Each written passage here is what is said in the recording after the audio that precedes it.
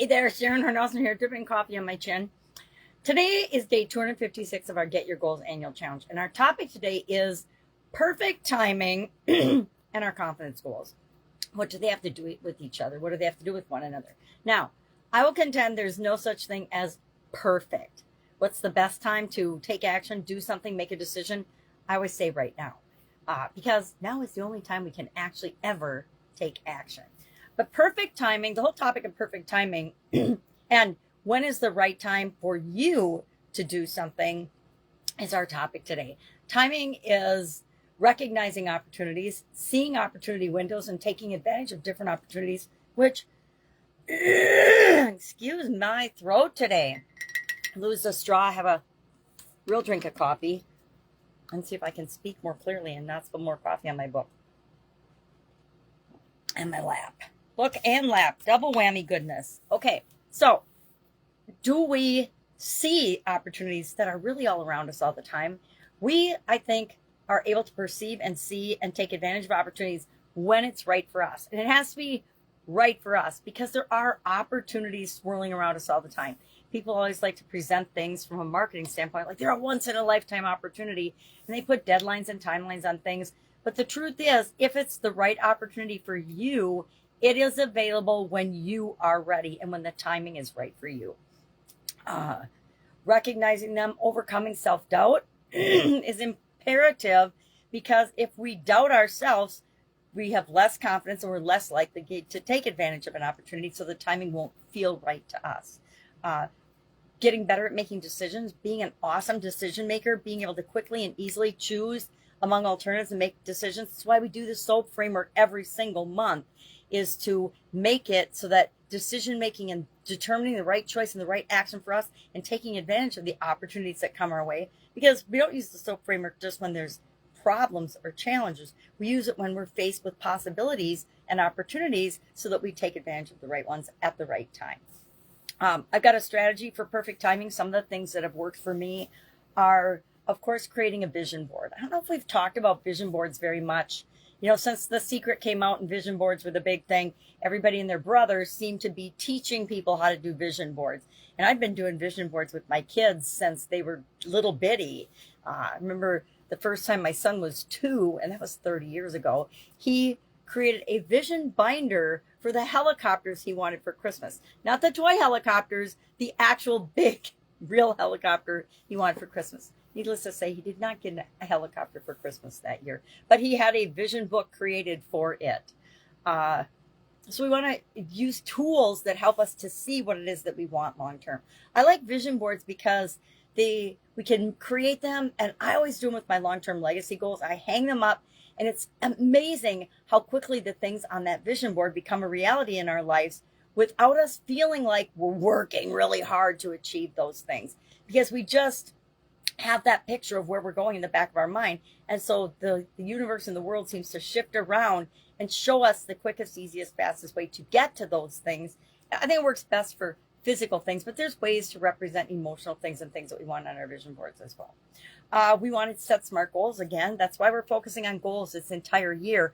And we're taking literally a month at a time to talk about the different areas of our life in the life framework to make sure that we're setting goals in all the different key areas and aspects of our life. But we want to set SMART goals, and that's, of course, the second step of our goal setting process. We make sure we do that every month. Networking and mentorship also help us to learn and understand and have more confidence to take advantage of opportunities that come our way. Embracing failure as a stepping stone. I talk about this a lot. I have learned that I'm going to make a whole lot more mistakes, and guess what? Pretty much all of us are, than we do doing the right thing in the first place, right? Or not the right thing, but the exact next step for us. We're going to take probably 100 wrong steps or not perfect steps to every one perfect step that we take next. And that's just the way life works, because we learn so much more from our missteps than we do from the steps that we take right. If we were to just climb a ladder right the first time and not trip or slip on a rung or do something perfectly the first time, we already feel like we have it mastered. And so we're less likely to continue to practice that skill and perfect it down the road. And everything, we don't have to do everything perfectly. I will contend there is no such thing as perfect anything. There's where we are right now, and there's improvement, and then there's where we end up when we leave the planet. That's just my opinion. And then finally, the power of patience. Now, I will admit, I am not a particularly patient person. When it comes to seizing opportunities and jumping into things, I tend to, since I look at my mistakes as stepping stones and learning and to speed up my process, I tend to jump in, make mistakes, do it wrong, do it really, really bad, and then just keep tweaking and testing and trying until I get it right. And I'll do some of these other things along the way. I'll find mentors, or I'll network with people, or I'll ask experts and find out, well, what did I do wrong here? Or I figure out what I did wrong and I do something different the next attempt, the next try. But I tend toward action, and that means I'm not a particularly patient person. Now, do I need to cultivate more patience sometimes? Absolutely, positively. Because it's a very powerful tool. We have to do our homework. We have to do some research before we just jump right into things, or we become a jack of all trades and a master of none, and we end up burning out and wasting a ton of our time and energy when there is truly an easier way to do things. Now, I have a philosophy that I am always looking for a faster, easier, more efficient, effective way of doing absolutely everything, from daily things like brushing our teeth and fixing our hair to super duper complicated engineering projects and things in the world. Because I know that there's always a way to continually improve everything, anything, everything, every process. That's why I don't believe that there's any perfect thing. So what's our action item today? What do we want to do? How do we want to think about this topic? And how each of these topics, whichever thing we talk about any day, the whole purpose of it is to ask yourself, what does it mean to you? What does perfect timing mean to you? To me, it means that I am moving forward toward my goals and objectives, and that I'm taking action appropriately, that I'm not procrastinating, that I'm not making excuses, that I'm not blaming or doing any of those things that really hold me back.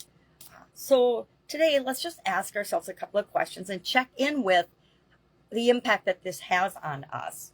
You know, how do you know when it's time to take action? I know when it's time for me to take action. If I'm at all dissatisfied with the status quo, it's time for me to look for a solution and take some sort of action to change the situation. What triggers or causes you to act right now? We all have cues and triggers and things that say, nope, I can't wait anymore. I need to do something about this right now. Maybe you have a toothache. Guess what? Pain is an incredible motivator for us to take action and solve a problem and fix it, right? And so many of us, and I guess I'd be one of these too, until I'm in the ER because my tooth is so bad on a Sunday, I probably won't call the dentist. I'll just tell myself it's nothing, it's no big deal. That happened to me. My son had to take me to the hospital one time because my face was all swollen up because I had a bad root canal, and the root canal had gotten infected. And of course I'm like, oh, I'll just call the dentist. I can wait till Monday. And by Sunday morning, Sunday afternoon, I was like, yeah, this isn't going to work. My face was like a big old chipmunk, and with nuts packed in there, and it was not good. So went to the hospital, got some tied me over stuff, and they helped me to get some antibiotics. And then the next day, of course, I went to the dentist and had another root canal and all that. So, but pain is a great motivator for us to take action. Now, pain doesn't have to be physical pain, right? We can be having emotional or spiritual pain. Our spirit can be saying, or our soul can be saying, this job is soul sucking. I have got to find something different. It doesn't mean you quit your job. It means you maybe change your way of thinking about your job, or you change your perspective about your situation, etc. So ask yourself today, how do I know when it's time to take action for me, and what triggers me or causes me to act now? Share those in the comments below, because I think it's really powerful to learn from one another. That's it. Have an awesome day. I will, of course, be with you tomorrow. I don't know what our topic is. I don't have my calendar down here. So it's by my video making zone in my office. But it will be something that helps us to feel more confident. Because guess what?